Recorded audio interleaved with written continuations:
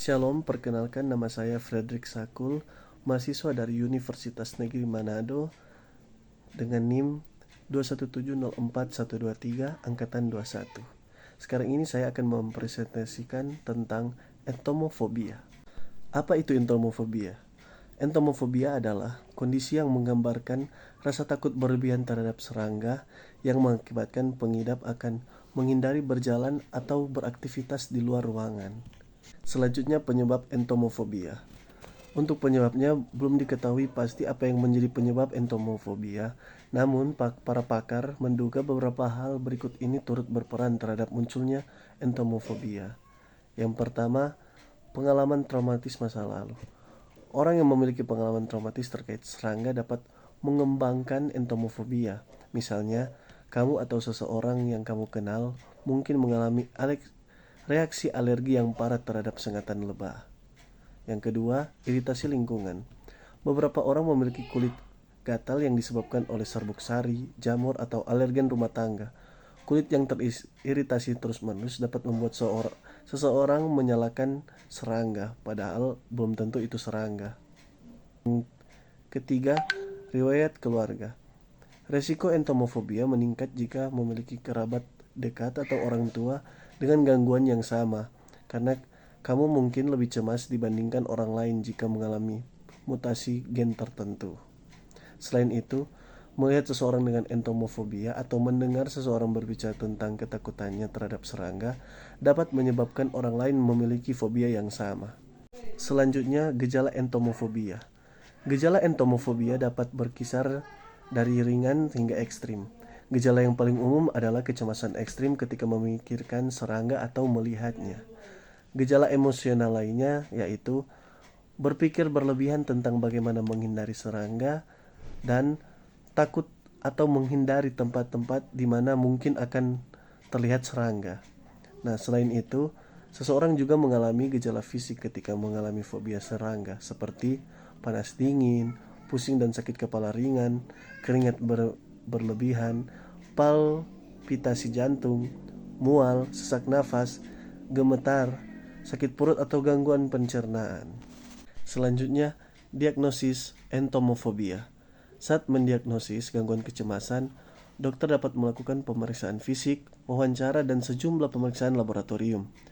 Profesional kesehatan mental dapat mendasarkan diagnosis pada pedoman dan kriteria diagnostik tertentu yang diuraikan dalam Diagnostic and Statistical Manual of Mental Disorder atau biasa disingkat DSM-5.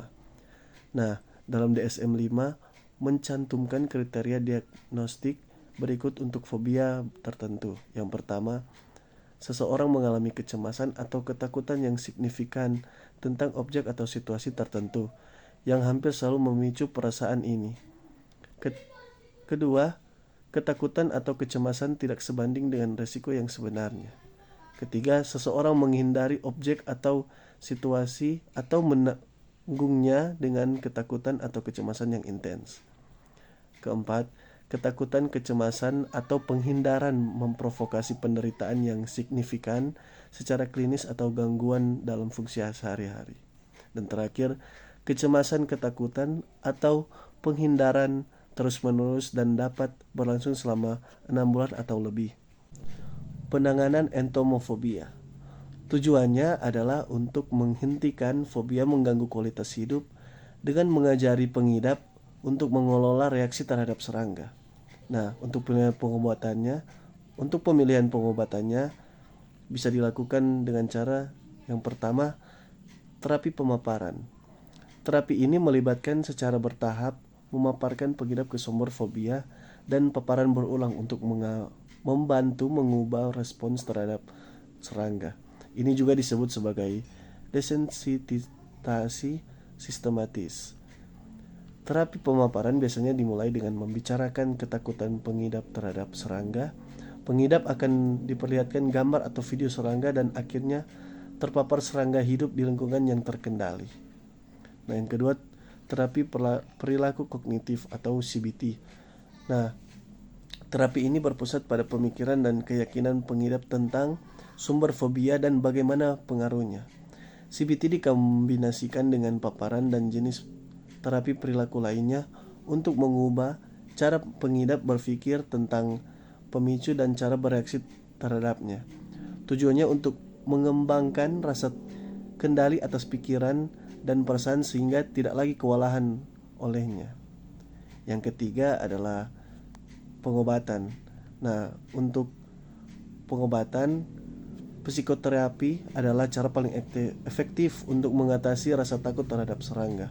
Bergantung pada gejala, dokter mungkin merekomendasikan obat untuk membantu mengurangi kecemasan dan gejala entomofobia lainnya. Dan terakhir, perubahan pola hidup. Gaya hidup dan pengobatan rumahan tertentu dapat membantu mengatasi kecemasan yang menyertai rasa takut terhadap serangga.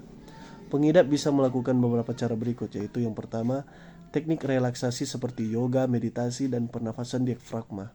Yang kedua, melatih kewaspadaan. Ketiga, berolahraga secara teratur.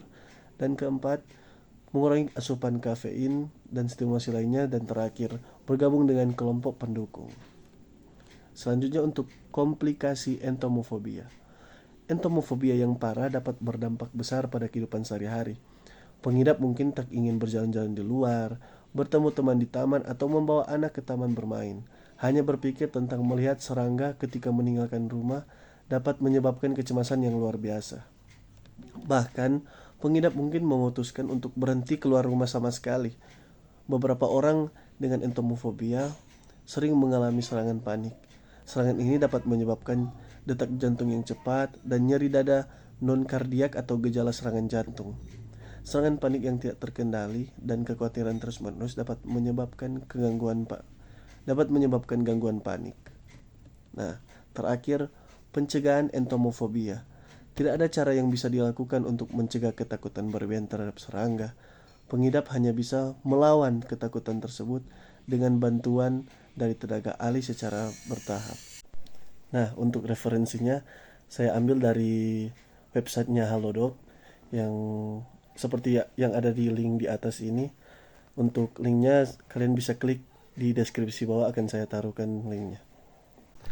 Baiklah, saya ingin mengakhiri presentasi ini dengan mengucapkan terima kasih kepada semua yang telah mendengarkan, dan saya berharap informasi yang saya bagikan bisa bermanfaat bagi kalian semua, dan kiranya kita dapat berjumpa di lain waktu. Terima kasih, shalom.